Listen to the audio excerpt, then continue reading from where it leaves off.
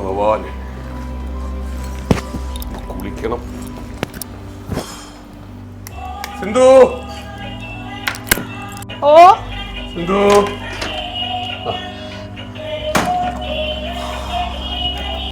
ചേട്ടാ ചായ എടുക്കട്ടെ? ആ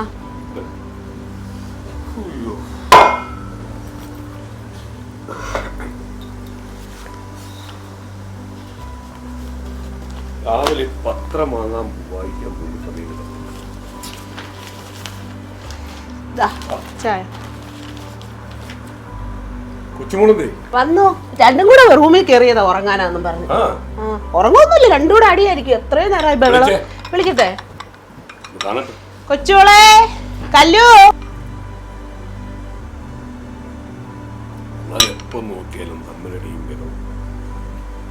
കരം ഈ മണിക്കൂറിലെ പ്രധാന വാർത്തകൾ.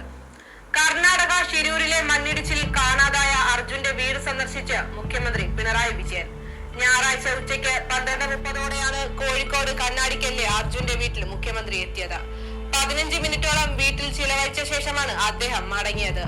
അർജുനെ എത്രയും പെട്ടെന്ന് കണ്ടെത്തണമെന്ന ആവശ്യമുന്നയിച്ച് അർജുന്റെ കുടുംബം മുഖ്യമന്ത്രിക്ക് നേരിട്ട് നിവേദനം കൈമാറി. അർജുന്റെ കുടുംബത്തിന് മുഖ്യമന്ത്രി ഉറപ്പു നൽകി. മുഖ്യമന്ത്രി വന്നത്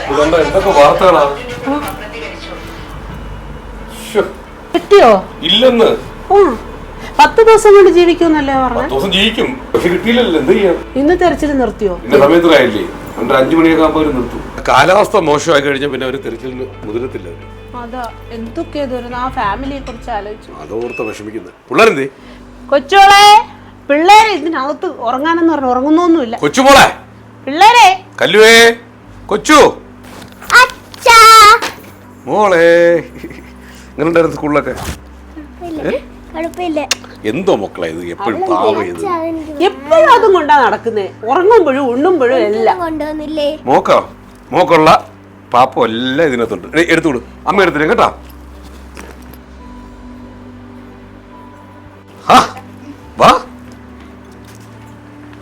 ഇതെന്ത് ഒരു 4 മാസം മാറി നിന്നപ്പോ അവളങ്ങ് നമ്മളെന്നെ അകന്നു പോയാണോ ഇരിക്കുന്നു. അവിടെ പോയിരിക്കടി. ഇങ്ങോട്ട് വാ, ചോദിക്കട്ടെ.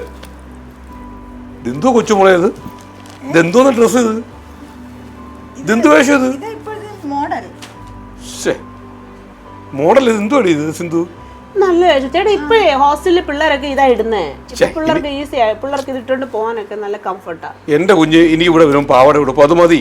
നിങ്ങളിപ്പോ പഴഞ്ചനാന്ന് പറഞ്ഞ് പിള്ളേരെല്ലാം പുതിയ മോഡലിലല്ലേ ഡ്രസ്സുകളൊക്കെ ഇടുന്നത്. അവിടെ ഹോസ്റ്റലിൽ പിള്ളേരെല്ലാം ഇത് ഇടുന്നത്. എനിക്ക് ഇതിടണമെന്ന് ആഗ്രഹം ഉണ്ടെങ്കിൽ സമ്മതിക്കത്തില്ല. വീട്ടിൽ ഞാൻ കണ്ടില്ല കുറെ ഇട്ടാലും മതി. പഴഞ്ചന പഠിപ്പിക്കുന്നുണ്ട് മോളെ, പൈസ കിട്ടില്ല ചേച്ചേ. അടുത്ത മാസത്തെ എക്സാമാ. എന്നിട്ടാണ് അവിടെ കറങ്ങി നടക്കുന്നത്. പോയി പഠിച്ചല്ലേ. ഓ, അവള് ഇങ്ങോട്ട് വന്നേല്ലേ ഉള്ളൂ. കുറച്ച് സമയം ഇവിടെ ഇരിക്കട്ടെ നമ്മളോട്. പഠിത്തത്തിൽ വിട്ടുപിടിച്ചല്ലേ കേട്ടോ. ചേട്ടനേക്കായി നല്ലൊരു ജോലി മോള് വാങ്ങിക്കണം കേട്ടോ. എന്റെ മോളും വാങ്ങണം. പിന്നെ നാളെ രാവിലെ പോണം. ഓക്കെ, നല്ല ഡ്രസ്സ് കഴിട്ടാ.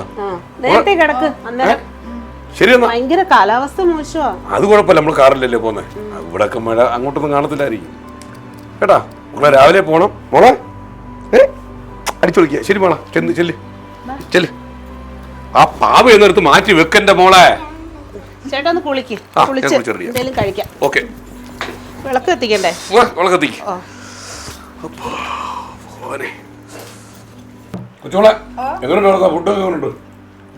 അവിടുത്തെ ഫുഡ് കൊള്ളത്തില്ലേട്ടാ. ഞാൻ ഇവിടെ വരുമ്പോഴത്തെ വായ്ക്ക് രുചി വെച്ച് കഴിക്കുന്നതന്നെ. ഹോസ്റ്റലിലെ ഫുഡൊക്കെ അങ്ങനെ ആയിട്ടാ. ഞാൻ പഠിച്ച സമയത്തും അങ്ങനെ ശരിയാ, ഒരു കണക്കാ. ഞാൻ ഇടയ്ക്ക് ടൂർ പോകുമായിരുന്നേ പഠിക്കുന്ന സമയത്ത്. ആ സമയത്ത് ഫുഡ്, പിന്നെ ഈ ചില സമയത്ത് നമ്മൾ ചോറ് തന്നു കൊടുത്തില്ല. സത്യം, ആ സമയത്ത് കടയിൽ ആഹാരം. അത് ഞാൻ ഉറങ്ങി പോകുന്നുണ്ടല്ലേ. ആ എല്ലാരും പറയുന്നത് പറയാം, ഭാര്യ ആഹാരം കൊച്ചു കൊടുത്താലേ അവൻ കഴിക്കണമെന്ന്. സത്യം, വേറെ പറയാം, കൈപ്പുണ്യം ഭയങ്കര കേട്ടോ. എന്റെ മോളെ പഠിക്കുന്ന സമയത്ത് എന്റെ നേരത്തെ മാറ്റി. ഇപ്പൊ കൊറേ ദിവസമായിട്ട് അത് വാങ്ങി അന്ന് മുതൽ തുടങ്ങി അതങ്ങോണ്ടേ നടക്കൂ. അത് വേറെ ഒന്നുമില്ല മോളെ. ഞങ്ങളൊരു സ്ഥലത്തിന് പോയിട്ട് വരില്ല, ഞാനും ഇവിടെ മോളും കൂടെ പോയിട്ട് ഈ പാവ കണ്ട് അവളെ കരഞ്ഞ് നിർബന്ധം പിടിച്ച് വാങ്ങിപ്പിച്ചത്. എന്തോ അല്ലേ, എപ്പോഴും അതും കൊണ്ടാ. കുളിക്കാൻ നേരത്ത് പോലും ഒന്നും മാറ്റി വെക്കത്തില്ല. പിന്നെ നാളെ വല്ലതും കാപ്പിയിൽ എടുക്കുന്നുണ്ടോ? അതോ 3 വഴി കഴിക്കാൻ രാവിലെ? പിന്നെ അത് മതി. കുറച്ച് നാളെ നമ്മൾ പുറത്തുനിന്ന്. അതെ, അവള് വന്നല്ലേ. അല്ലെങ്കിൽ ചേട്ടത്തിട്ട് ബുദ്ധിമുട്ടിരിക്കുന്നു. ബുദ്ധിമുട്ടൊന്നുമില്ല. വേറെ കൊണ്ട് പറയില്ല, എന്റെ ഭാര്യയായിട്ട് പറയില്ല, അവർക്ക് അങ്ങനെ ഒരു ബുദ്ധിമുട്ടില്ല കേട്ടോ. എത്ര പേർക്ക് ആഹാരം വെച്ച് കൊടുക്കാൻ ഒരു മടിയില്ല. എന്തൊരു ടേസ്റ്റ്. അപ്പൊ ഞാൻ ഇതൊക്കെ കഴിക്കും കേട്ടോ. കഴിക്ക്. മോളെ കഴിക്കും, മോളെ കഴിക്കൊണ്ടിരിക്കാതെ 2 ദിവസം കൂടും പിള്ളേർക്ക്. എനിക്ക് വേണം. വേണോ? ആ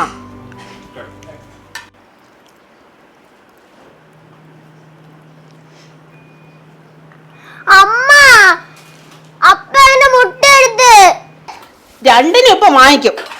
മുതുക്കായ പെണ്ണാ, ഒരു വീട്ടിൽ കെട്ടിച്ചു വിടേണ്ട പെണ്ണ്. ഞാനിപ്പോ അങ്ങോട്ട് വരുവാണെങ്കിൽ 2 ഇപ്പൊ കിട്ടുവേ. ബോഡി കൊച്ചി എടി സിന്ധു, പിള്ളേരല്ലേ, നീ നിന്റെ കാര്യം നോക്കേ. പിന്നെ കൊച്ചു കുഞ്ഞ അന്യ വീട്ടിൽ പോയി താമസിക്കേണ്ട പെണ്ണാ. എക്സാം കഴിഞ്ഞ ഉടനെ കെട്ടിച്ചു വിടേണ്ടയാ. ഓ, നിന്റെ ഇഷ്ടം പോലെ. അച്ഛനീ ഗെയിം കളിക്കാൻ. എന്റെ മോളെ നാളെ രാവിലെ ഒരു യാത്രയ്ക്ക് പോകണ്ടേ, മോള് കിടന്നുറങ്ങും. ചേട്ടാ ഗുഡ് നൈറ്റ്. ഓക്കെ മോളെ. Hello good night. പോയി കിടന്നു ഉറങ്ങണേ. രാവിലെ എണീക്കാനുള്ളതാ. അലാറം വെച്ച് കിടക്കണേ. ഓ രാവിലെ എണീക്കുന്നു, കിടന്ന് ഉറങ്ങിക്കളയല്ലേ. രാവിലെ വാ വാ.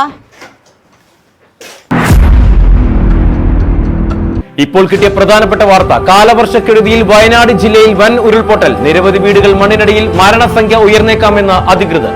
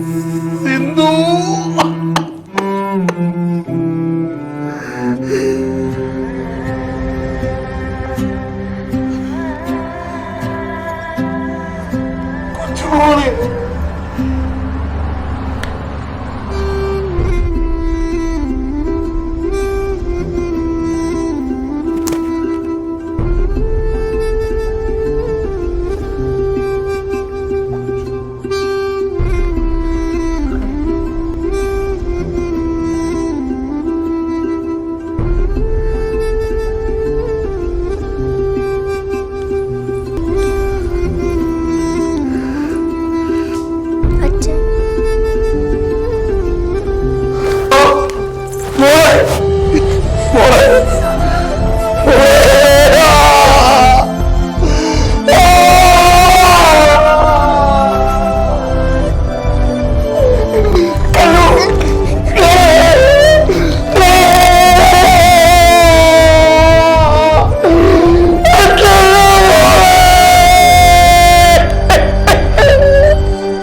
ഒരൊറ്റ രാത്രി കൊണ്ട് എല്ലാം നഷ്ടപ്പെട്ട ഒരു പ്രകാശന്റെ മാത്രം കഥയല്ലിത്. ഒരു കൂട്ടം ജനതയുടെ അനുഭവ സാക്ഷ്യമാണ്. ഇതും നാം അതിജീവിക്കും.